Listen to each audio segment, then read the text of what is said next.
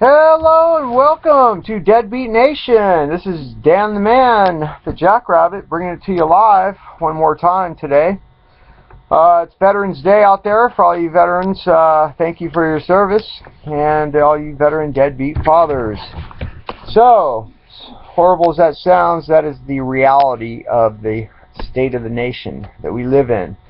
Today's video is a basically proof, and it kind of gives the new deadbeat, soon-to-be deadbeat father an idea of what these forms are going to look like that I've been talking about. They give you. So on this one here, Dear Daniel, you were placed on probation as a result of a conviction regarding non-payment of child support. You know, it's a willing, unbelievable. Let me read it though so you can hear it. You have failed to abide by the terms of your probation, and additional criminal charges may be filed against you. Now it goes on to say, it is imperative that you contact me immediately at the number provided below. Failure to do so will display to the court your unwillingness to cooperate in this matter and provide for your children. To provide for my children if I don't call them back. If I do not hear from you within the next 10 days, it may result in a criminal complaint and a warrant for your arrest. Now remember those two criminal tickets that I showed you? There was a warrant for my arrest, but those didn't pop up until after I passed my background check. Then they popped up.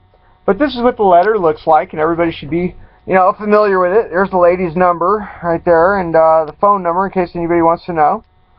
And so that's one of these forms, one of the many forms that you're going to get. And remember I was talking about other coercive tools that the state uses, such as they'll levy your bank account. Any kind of money, if you ever open a checking or a savings account, and this can happen even if you've been making your child support payments, because the system gets behind or it gets backlogged or glitches in the system, etc. The computer network system I'm talking about. So, yeah, this is an example of what that looks like right here. This is when I had an account with Wells Fargo. And look at the top, California Department of Child Support Services. And what they do is they order to withhold. So they seize your bank account and they take all your money. It doesn't matter if you have no money in your account. The bank turns around, and this is the cause and the effect of it all. The bank turns around and they charge you $100 to $200 processing fee to put that order through. And they let everybody know in the bank that this is how much money this deadbeat owes in this county and in that one, even though he's never seen his child. Or unbelievable coercion. This, okay, this letter here, we have learned that you may not be working at this time. You must tell us when you get a new job, when your income changes, when you get money from unemployment benefits, or you get money from disability benefits. So don't think you're immune to it just because you're on disability. You will pay dearly. They will take it from you if you're in the coffin. I think they'll find new ways of doing it. If you pay less than the monthly support amount ordered, a past due child support balance will accrue. Of course, this is the 10% interest that they're talking about. Keep in mind, this is a 10% continuous E, or 2.71 continuous number of summation that you derive at in economics and interest principles. So any of you math buffs out there, you'll know what I'm talking about.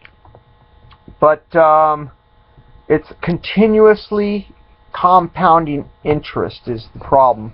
And it's just an unbelievable amount if you don't pay it. Like I showed already in the one video, my interest is almost as much as my original principal.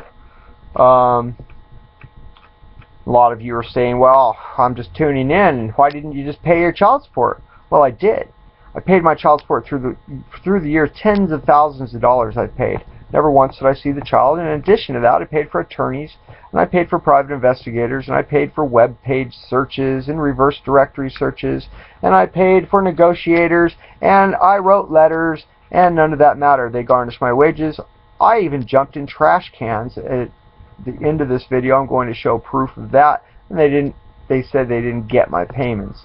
I've got the money order receipts to prove it. So anyway, that's what that form looks like right there. So they're going to come after you continuously and incessantly, relentlessly, just pounding on your door. Give us your money, or we're coming after you. Give us your money, or we're coming after you. It's just ridiculous. So that's a warning letter of type. That's a coercion, and of course, the support, and then the Wells Fargo account. They did it to my Bank of America. They did that one time right before Christmas. Dear Daniel, this one here says, we did not receive a payment on your case last month. Please be aware that your account is now delinquent. So these big scary words like jail and imprisonment, and that scares the shit out of me, but that's okay. Interest may accrue on your unpaid account balance, and we are required to take enforcement action to collect the amount due. And the enforcement action is basically a contact, through electronic means. I'm sure they don't even use the phone anymore. It's all done by computers because you're just a number like me. And they contact the IRS or whatever the various collecting agencies are. They use liens and things like, you can't file bankruptcy and file for any of this. You can't get your finances restructured, or it's a mess. If you have any questions or comments, please call below. Michelle Cano was that one. And what's funny is you call them, and a lot of times they'll put you through to some caseworker that doesn't know anything about your case whatsoever. So yeah, this is the old Dear Daniel, you were placed on probation as a result of conviction regarding non-payment of child support or an associated charge.